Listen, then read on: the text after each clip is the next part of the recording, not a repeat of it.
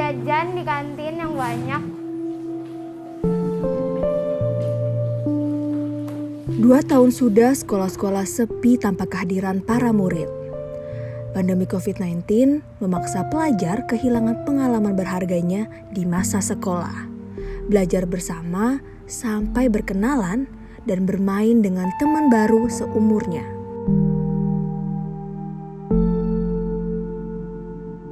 Sekolah adalah salah satu lokasi yang sangat rentan jadi pusat penyebaran virus, apalagi untuk anak usia sekolah dasar. Angka kasus COVID-19 pada anak Indonesia tidak bisa dianggap sepele. 1,4 juta anak di tanah air telah terpapar virus ini sejak awal pandemi. Dengan tingkat kematian tertinggi di dunia mencapai 3 hingga 5%.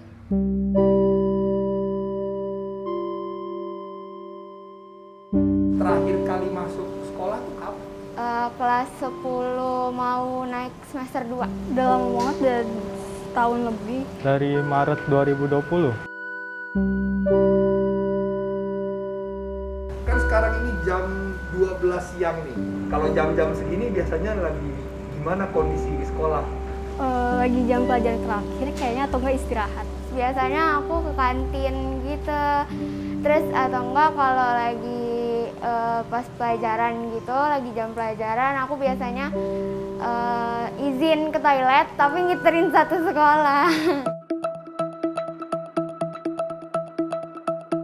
Sekolah online tuh nggak enaknya apa sih? Misalnya kendala internet atau Proses KBM juga menurut saya nggak efektif. Pagi-pagi buka laptop terus tidur lagi. penugasan yang kurang lengkap gitu. Bingung juga kan ya sama penjelasan gurunya. Bosen terus kayak gak seru, gak ada temen kan, jadi belajar sendiri. Proses KBM juga kadang terganggu sama guru-gurunya tuh ada urusan gitu. Salah satu jalan keluar dari masalah ini adalah vaksinasi untuk anak.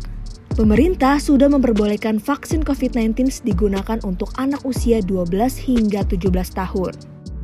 Dan hingga akhir Juli, total 718.000 anak telah mendapatkan vaksinasi dosis pertama.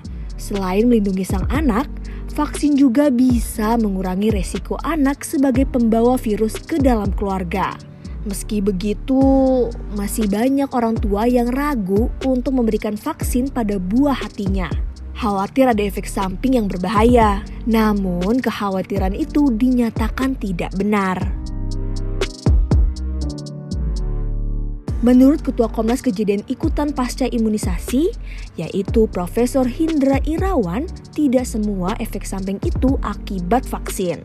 Gejala vaksin hanya meliputi nyeri, lelah, demam yang akan hilang dalam beberapa hari. Sementara anak yang mengalami gejala berat ternyata bukan dari vaksin, melainkan akibat stres sebelum penyuntikan.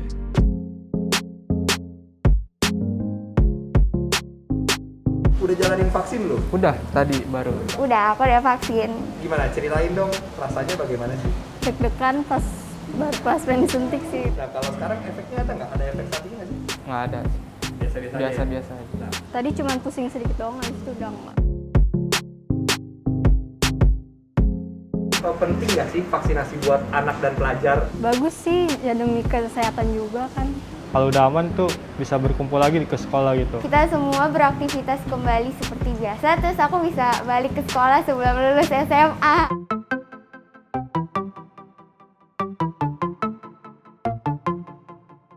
Seluruh peserta didik kita kan ada 1.189 yang sudah diizinkan untuk divaksinasi ada 400. Ternyata di luar sana mereka sudah melaksanakan vaksinasi secara mandiri melalui aplikasi Jaki.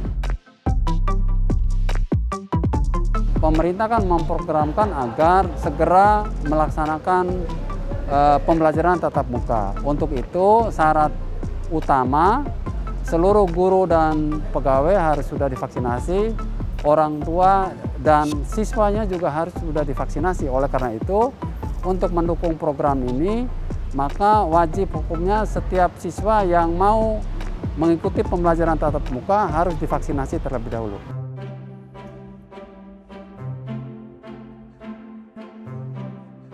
Kangen gak sih masuk sekolah? Banget. Pasti. Kangen banget. Apa sih yang paling lu kangenin dari sekolah tuh? Apa? Kangen main bareng teman, terus Bercanda-bercanda. Main aja gitu, ngobrol, main bola bareng. sekolah tuh yang dicari ya mainnya bukan belajarnya. Soalnya kan kalau di sekolah itu lebih bisa ketemu teman, bisa lebih aktif lah. Pertama kali nanti pas mau balik ke sekolah mau ngapain tuh? Belajar bareng, main bareng, ke kantin bareng, pokoknya kenalan terus main. Aku mau jajan di kantin yang banyak, apalagi katsunya itu enak banget kan, semua harus cobain kalau ke sekolah sini. Terus main sama teman, terus bikin TikTok. Harapan kita semua setelah divaksinasi bisa kita laksanakan pembelajaran tatap muka secara normal gitu, walaupun dengan protokol kesehatan yang ketat. Jadi kita tetap patuhi aja protokol itu sampai benar-benar situasi virus itu aman.